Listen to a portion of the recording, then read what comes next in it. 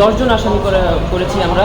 তাতে প্রথম হয়েছে সাবেক প্রধানমন্ত্রী শেখ হাসিনা।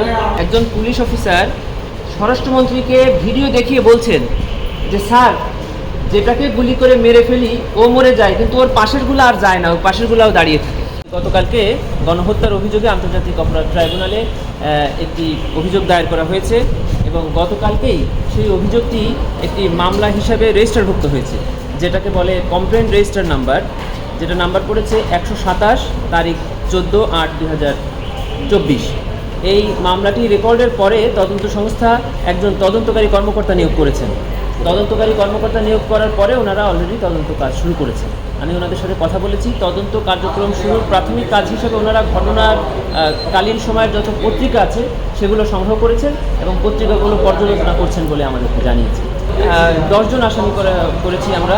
তাতে প্রথম হয়েছে সাবেক প্রধানমন্ত্রী শেখ হাসিনা, দ্বিতীয় আছে সাবেক সেতুমন্ত্রী ওবায়দুল কাদের, সাবেক স্বরাষ্ট্রমন্ত্রী আসাদুজ্জামান খান কামাল, আছে সাবেক আইসিটি প্রতিমন্ত্রী পলক, আছে সাবেক তথ্য প্রতিমন্ত্রী আরাফাত এবং পুলিশের আইজিপি, সাবেক আইজিপি এবং সাবেক ডিএমপি কমিশনার, সাবেক ডিবি প্রধান এবং সংগঠন হিসাবে বাংলাদেশ আওয়ামী লীগ, যুবলীগ লীগ এবং ছাত্রলীগ সহ আওয়ামী লীগের যত অঙ্গ সংগঠন তদন্তকারী কর্মকর্তা নিয়োগ করেছে।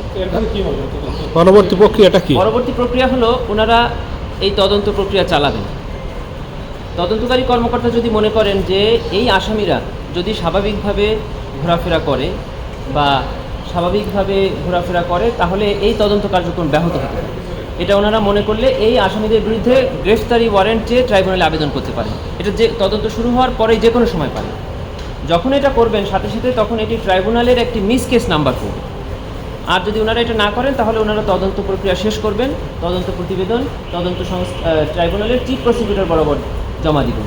তদন্ত প্রতিবেদন পেয়ে চিফ প্রসিকিউটর এটাকে একটি ফর্মাল চার্জ আকারে ট্রাইব্যুনালে দাখিল করবেন এবং ট্রাইব্যুনালে দাখিল করার সাথে সাথে বিচার কার্যক্রম শুরু হয়ে যাবে। এটাই হলো ট্রাইব্যুনালের কাস্টমস, যেটা এতদিন হয়ে আসছে এবং এটাই আইন।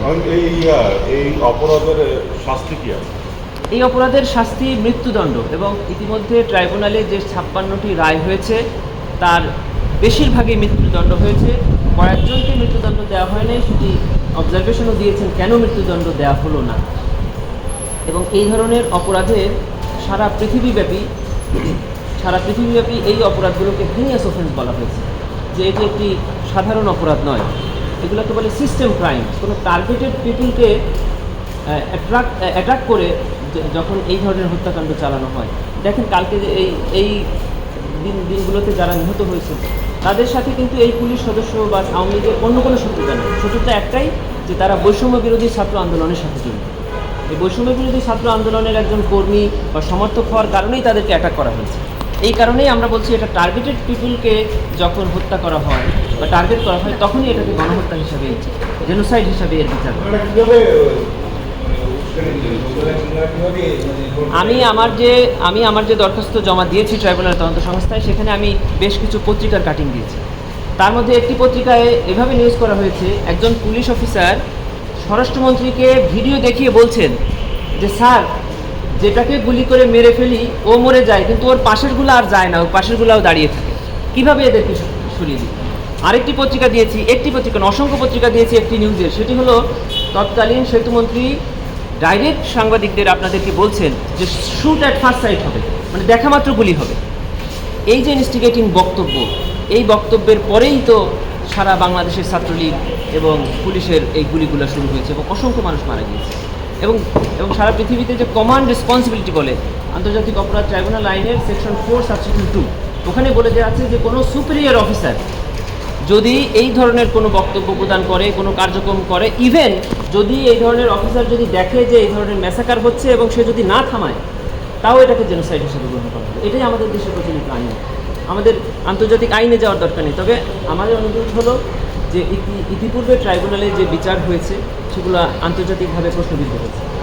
আমার দাবি থাকবে আপনাদের মাধ্যমে যে এই বিচার, এই তদন্ত যেন অ্যাবসলিউটলি বিয়ন্ড কোশ্চেন হয়, যেন আন্তর্জাতিক বা জাতিসংঘের কোনো সংস্থা দ্বারা নিয়ন্ত্রিত হয়, ইভেন ট্রাইব্যুনালেও আন্তর্জাতিক সংস্থা দ্বারা এটাকে গাইড করা হয়, যেন সকল প্রশ্নের ঊর্ধ্বে গিয়ে একটা ন্যায় বিচার